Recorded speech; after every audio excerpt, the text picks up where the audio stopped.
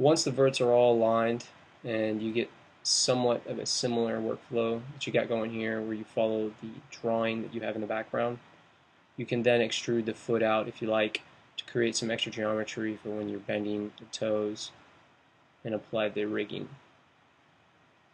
You also want to think about the head as a separate object so that you can apply, if you need, the morph targets for facial animation and stuff like that. And notice how you can see the arm coming into position.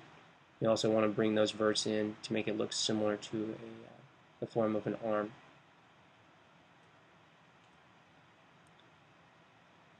The next step is deleting the faces for the areas that you don't need once you're beginning to duplicate the mesh to the other side utilizing the mirror geometry tool, and that can be found underneath your mesh mirror geometry tool. And we'll select the selection box over here because we want to make sure that our settings are at default considering the position of our geometry in the beginning as it is now, and it should, based on these directions, mirror it directly over.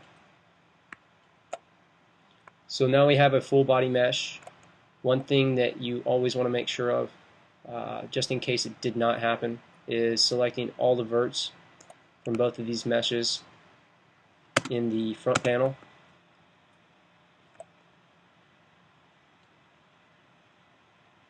And making sure that they are connected. And we can edit the mesh by going under here and merge to center, or you can actually hit merge vertex tool.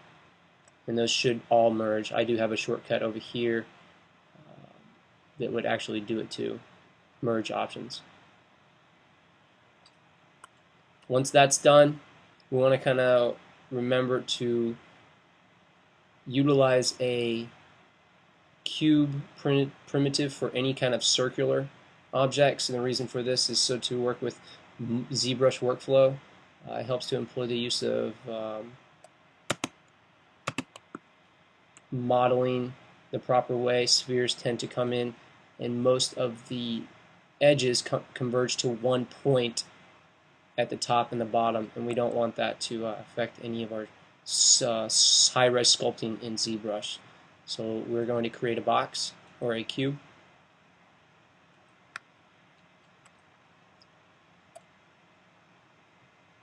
And because we have our snaps on, we're going to delete that. We're going to go in here and create it once again.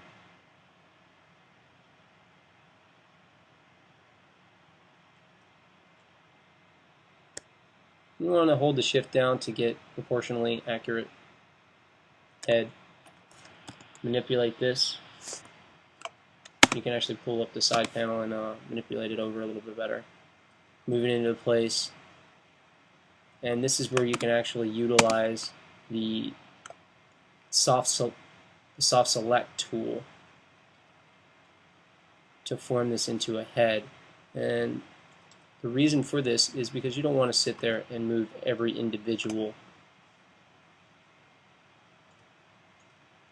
vert.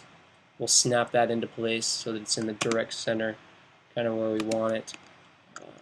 But to begin, maybe we want to select these at the corner since they kind of like merge out. The radius can capture all the rest of the verts.